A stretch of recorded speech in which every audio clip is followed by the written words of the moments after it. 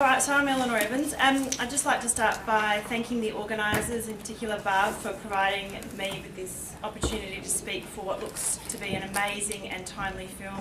And I'd also like to acknowledge that we are meeting on the land of the Kaurna people and wish to pay my respects to their elders past, present and emerging.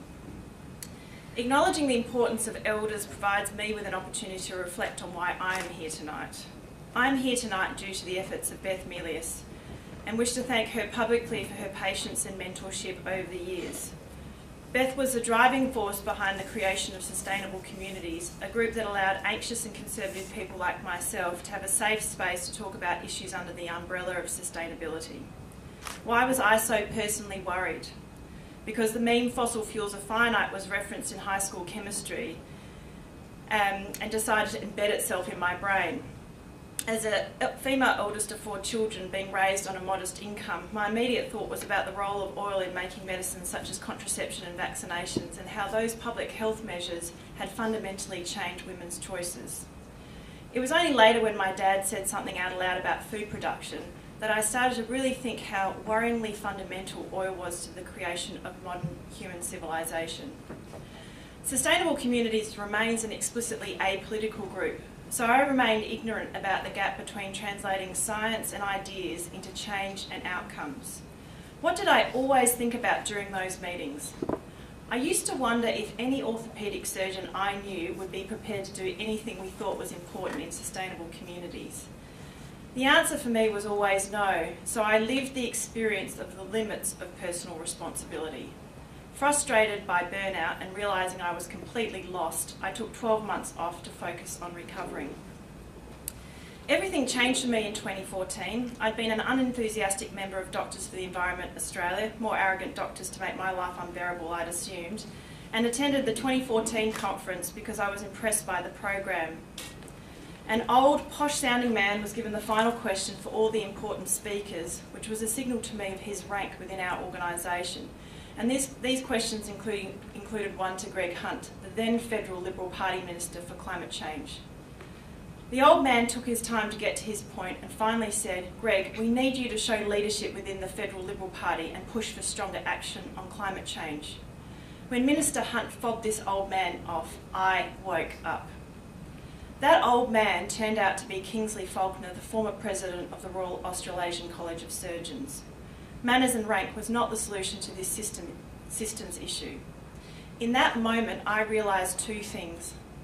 One, that I knew nothing about change work, and medicine certainly hadn't prepared me for it, and I would have to go back to the drawing board. And 2, if that old man was prepared to make a fool of himself in public on this fundamental public health issue, climate change, then I was too. The rest is history.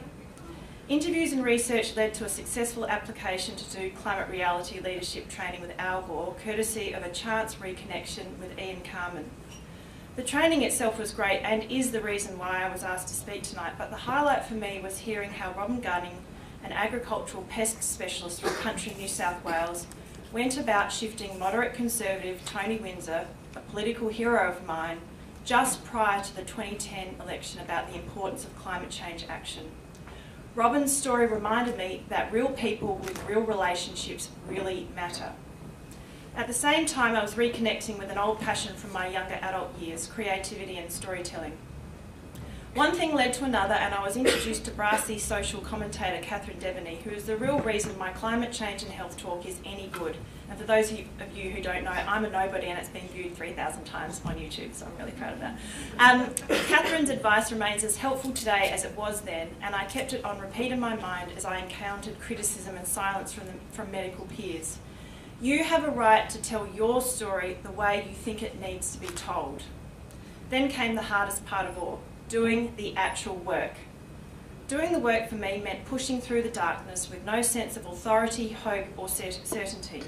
In practical terms, I reduced my FTE by 0.1, and since mid-2014 I've delivered 30 public presentations on climate change and health, organised 5 public gatherings for doctors and medical students, run a workshop on science storytelling, attending meetings with 5 different politicians in our state, organised for doctors to attend a climate change rally and contributed content to several conferences. All of these public actions contributed to linking the issue of climate change and health in the minds of people in my community, including the medical community, and a little part of me hopes that it contributed to the success of the Repower Port Augusta campaign that DEA supported on health grounds. When Jay Weatherill announced that $650 million had been found to fund a concentrated solar thermal energy plant to replace the coal-fired power station last year, I experienced something I hadn't in a very long time: hope. 2 months later, when 45 best and fairest doctors and medical students representing every state and territory across this country heard the story how this great idea was translated into a major investment, I felt for the first time in 3 years entitled to a bit of rest. If you're going to learn anything from me tonight, I hope it's this. If you're worried about something, taking responsibility for it includes getting training from groups like Amanda Tattersalls, the Sydney Alliance, and last year I did training with Get Up. The second thing is that change takes work, and it's very hard work, but if you are worried, your rosary beads might as well be work rather than repeatedly playing Spider Solitaire on the computer. My final observation is that our cultural narratives, including how free market economics is going to save us, are just control and power rebranded, that they are wrong and they are leading us collectively off the cliff. Our only chance starts with rethinking these narratives, challenging them and writing better stories. Of course, many cultural frameworks abound, none older nor wiser than the First Nations people of this country, and it is connecting with those stories and finding novel ways for them to be felt that gives me hope. So on that note, I'm delighted to invite Barkindji singer-songwriter Nancy Bates to tell her story. Thank you very much.